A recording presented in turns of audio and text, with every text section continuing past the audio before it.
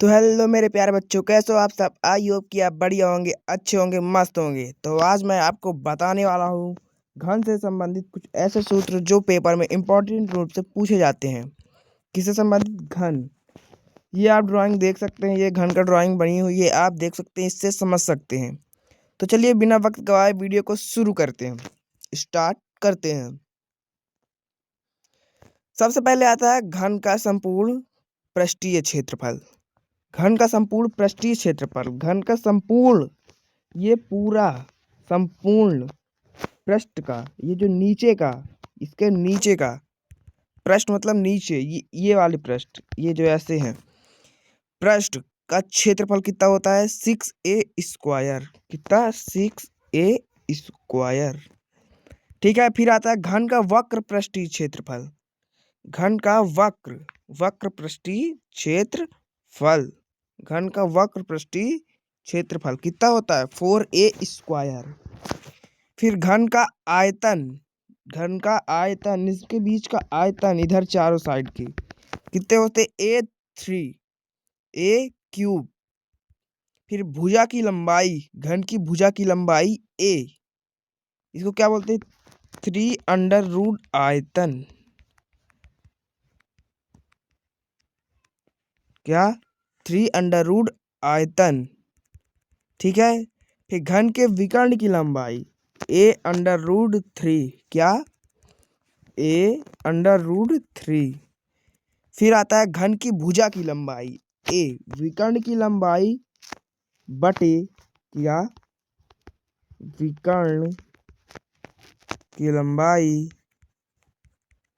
Upon √3। ठीक है, समझ गए आप सब? आई होप कि आप समझ गए हैं। ये सारे सूत्र आप याद कर लीजिएगा। ठीक है। ये पेपर में पूछे जाते हैं, सवालों के बीच से पूछे जाते हैं, जैसे कि घन का संपूर्ण पृष्ठीय क्षेत्रफल ज्ञात कीजिए, इसका परिमाप वगैरह, ये सब चीजें देकर आपसे पूछी जाती हैं। फिर हमारा आता है शंकुकात से संबंधित जितने भी सूत्र हैं वो किससे संबंधित? शंकु। किससे? शंकु। ये रहा आपका पूरा शंकु, आप इसको देख लीजिएगा। ठीक है। शंकु ये आपका इस तरह बनता है। ठीक है। फिर आता है शंकु का आयतन क्या होता है? शंकु का आयतन 1/3, ठीक है, πr²h। ठीक है, 1/3 πr²h। फिर l² क्या है? यहाँ पे l² लिखा गया, मतलब लंबाई का स्क्वायर, बराबर क्या होता है? हाइट मतलब ऊंचाई का स्क्वायर, प्लस r मतलब त्रिज्या उसकी स्क्वायर। ठीक है। फिर आता है लंबी शंकु की तिर्यक ऊंचाई। लंबी शंकु की तिर्यक ऊंचाई, तिर्यक ऊंचाई, तिर्यक ऊंचाई, समझ रहे हैं आप? तिर्यक मतलब कोने कोने, ये वाली। ठीक है। ये तिर्यक ऊंचाई कितनी होती है? √h² plus r²। ये बॉक्स ऐसे रहता है। ठीक है। फिर आता है शंकु की ऊंचाई। ऊंचाई को हम ऐसे प्रेजेंटेज करते हैं। फिर आता है शंकु की ऊंचाई √h² माइनस r²। ठीक है। क्या? √l², sorry guys, l² h minus r²। ठीक है। ये हो गया आपके शंकु से संबंधित जितने भी सूत्र थे, 4-5 मैंने बता दिए। आप इसको अच्छे से पढ़ लीजिएगा। ये जितने भी सूत्र हैं आपके चारों, इसको आप अच्छे से पढ़ लीजिएगा। ठीक है। चलिए बढ़ते आगे। हमारा आता है बेलन से संबंधित सूत्र। किससे? बेलन से। बेलन का चित्र ये रहा, आप देख लीजिए। ठीक है। फिर आता है बेलन का आयतन। बेलन का आयतन कितना होता है? π²h। क्या? π²h। फिर आता है बेलन की ऊंचाई। बेलन की ऊंचाई आयतन बटे आयतन बटे या अपॉन πr²। ठीक है। फिर आता है आपका लंबी बेलन की त्रिज्या। क्या? लंबी बेलन की त्रिज्या कितना होता है? √, आयतन, आयतन बटे पाई, सॉरी, πh। फिर आता है आपका बेलन का वक्र पृष्ठीय क्षेत्रफल 2 pi R H. 2 pi R H. बेलन का संपूर्ण पृष्ठ का क्षेत्रफल 2 pi square plus R plus H. बेलन का संपूर्ण पृष्ठ का क्षेत्रफल 2 पाई आर प्लस एच। लंबी बेलन की ऊंचाई क्या होती है? लंबी बेलन की ऊंचाई, तो यहाँ पे बेलन की ऊंचाई का संपूर्ण क्षेत्रफल, संपूर्ण पृष्ठीय क्षेत्रफल, ठीक है, संपूर्ण पृष्ठीय क्षेत्रफल बटे 2 pi R. 2 pi R minus R. फिर आता है लंबी बेलन की आधार का क्षेत्रफल। लंबी बेलन के आधार का क्षेत्रफल, लंबी बेलन के आधार का क्षेत्रफल होता है आपके pi R square. Pi R square, ठीक है। चलिए और आगे बढ़ते हैं। बेलन के बारे में हो गया, शंकु के बारे में हो गया, घन के बारे में हो गया और बहुत सारी जान। घनाभ से संबंधित सूत्र। क्या? घनाभ से संबंधित सूत्र। घनाभ से संबंधित जितने भी सूत्र, ये रहा आपका घनाभ, इसको आप अच्छे से देख लीजिए, ठीक है। फिर आता है घनाभ का आयतन। घनाभ का आयतन क्या होता है? इस पूरे का आयतन, ये नीचे वाली, ये इधर जो ऐसे ऐसे लाइन खींची हुई है, नहीं समझ पा रहे हैं आप? H E, E A B, C D, D C, sorry guys D C नहीं है, ये क्या, सी और जी, एच जी, बहुत सारी हैं। घन का आयतन क्या होता है? लंबाई गुणे ऊंचाई गुणे, सॉरी, लंबाई गुणे चौड़ाई गुणे ऊंचाई। फिर घनाभ का वक्र पृष्ठीय क्षेत्रफल क्या होता है? 2 इंटू लंबाई प्लस चौड़ाई इंटू ऊंचाई। फिर घनाभ के संपूर्ण पृष्ठ का क्षेत्रफल 2 इंटू लंबाई चौड़ाई प्लस चौड़ाई ऊंचाई प्लस ऊंचाई लंबाई। फिर घनाभ के विकर्ण का क्षेत्रफल, किसके? घनाभ के विकर्ण का क्षेत्रफल अंडर रूट, क्या? अंडर रूट लंबाई स्क्वायर प्लस ऊंचाई स्क्वायर, सॉरी, अंडर रूट लंबाई स्क्वायर प्लस चौड़ाई का स्क्वायर प्लस ऊंचाई हाइट का स्क्वायर। इसके बाद आता है घनाभ की ऊंचाई। आयतन बटे लंबाई इंटू चौड़ाई। आयतन बटे लंबाई इंटू चौड़ाई। फिर आता है घनाभ की चौड़ाई बराबर, घनाभ की चौड़ाई, ठीक है, घनाभ की चौड़ाई आयतन इंटू आयतन बटे लंबाई इंटू चौड़ाई।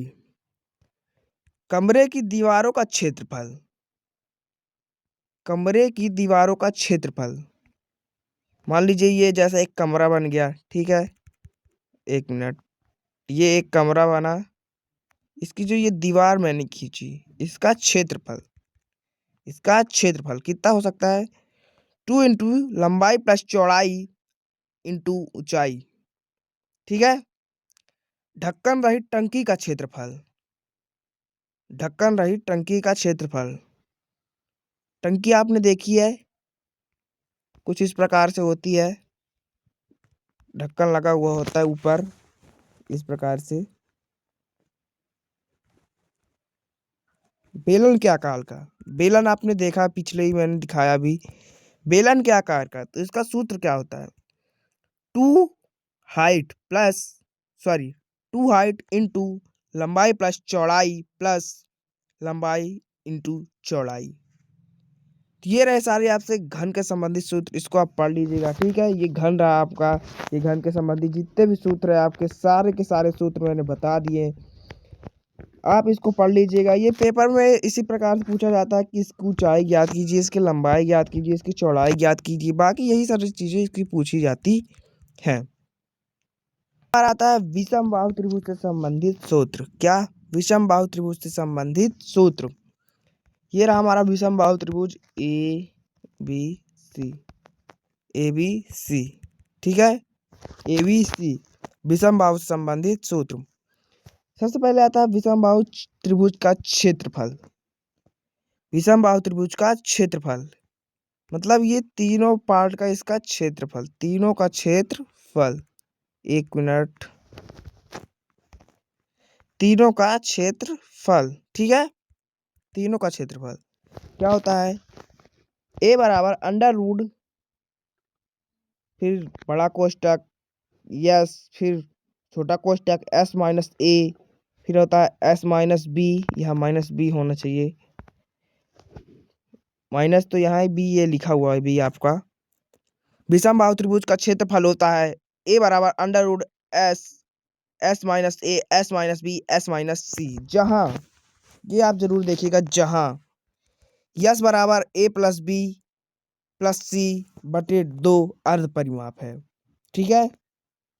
फिर नंबर 2 आता है आपका ए बराबर, मतलब एंगल, एंगल बराबर 1/2 इंटू आधार इंटू ऊंचाई। ठीक है, 1/2 इंटू आधार इंटू ऊंचाई। ठीक है, एंगल। फिर आता है समकोण त्रिभुज का क्षेत्रफल, समकोण त्रिभुज का क्षेत्रफल एंगल बटे sorry angle equal to 1/2 into आधार इंटू ऊंचाई, आधार इंटू ऊंचाई। ठीक है, ये आप विषम बाहु से संबंधित जितने भी सूत्र आप याद कर लीजिएगा। ठीक है, चलते बढ़े थे आगे की ओर। आता है वृत्त, वृत्त से संबंधित सूत्र। किससे? वृत्त, वृत्त तो आपने पढ़ा ही होगा। देखिए बच्चों, गोले और वृत्त में बहुत बड़ा डिफरेंस होता है, गोले और वृत्त में बहुत बड़ा डिफरेंस होता है। अब आप बोलेंगे कैसे? तो जो हमारा सूरज है वो कैसे आकार का है, किस आकार का है? सारे बच्चे कमेंट करो, सूरज किस आकार का है? गोल, गोल, गोल नहीं होता भाई, गोल मत बोलो, वृत्ताकार होता है सूरज हमारा। क्या होता है? वृत्ताकार, वृत्त के आकार का होता है वो, वृत्त के आकार का। ठीक है, तो यहाँ पे आता है वृत्त का क्षेत्रफल, वृत्त का क्षेत्रफल, क्षेत्रफल इसके अंदर का पार्ट की मतलब गोले के अंदर का क्षेत्रफल पाई आर स्क्वायर। क्या? Pi R square. वृत्त का व्यास, वृत्त का व्यास, ये पूरी रेखा गोले के आर पार। ठीक है, वृत्त का व्यास 2r। वृत्त की परिधि, ये परिधि है आपकी परिधि। ठीक है, वृत्त की परिधि 2πr। और एक बार वृत्त की परिधि फिर से आ गई है, ये rd। मतलब आप सिचुएशन के हिसाब से हल कर सकते हैं, मतलब जैसी समस्या आएंगी वैसे सूत्र लगेंगे। ठीक है, फिर आती है वृत्त की त्रिज्या। क्या? वृत्त की त्रिज्या, वृत्त की त्रिज्या क्या होती है? अंडर रूट वृत्त का क्षेत्रफल बटे पाई। क्या? वृत्त की त्रिज्या, ये रही वृत्त, ये रहा आपका केंद्र बिंदु। कहाँ पे है आपका केंद्र बिंदु? ये यहाँ पर। ठीक है, और ये यहाँ से ये लाइन। ठीक है, समझ गए आप सब? आई होप कि आप समझ गए होंगे। फिर आती है अर्धवृत्त की परिधि। क्या? अर्धवृत्त की परिधि, अर्धवृत्त की परिधि क्या कहती है? कहती है कि पाई आर स्क्वायर प्लस 2r। ये अपना फॉर्मूला खुद ही बता देती है। मतलब अर्धवृत्त मतलब इसका आधा, वृत्त का सीधा आधा पार्ट। ठीक है, तो इसका तो आधा हो गया। ठीक है, 2r हो गया। और पाई तो हम लगाते ही हैं। पाई हम क्यों लगाते हैं? इसको हम हल करने के लिए वृत्त को पाई का उपयोग कर सकते हैं, और गोले को मतलब मापने के लिए हम पाई का उपयोग कर सकते हैं। ये मैं आपको बताने लगूंगा कि पाई बहुत लंबी कथा है, एक बहुत बड़ी, फिर मैं अगली वीडियो पर उसे बता दूंगा। फिर आता है हमारी अर्धवृत्त की परिधि। क्या? अर्धवृत्त की परिधि पाई आर प्लस 2r। ठीक है, फिर आता है अर्धवृत्त का क्षेत्रफल पाई आर स्क्वायर बटे 2, पाई आर स्क्वायर बटे 2। चलिए बढ़ते हैं आगे की ओर, देखते हैं और हमारे क्या क्या क्या बचा हुआ है। चलिए बढ़ते हैं।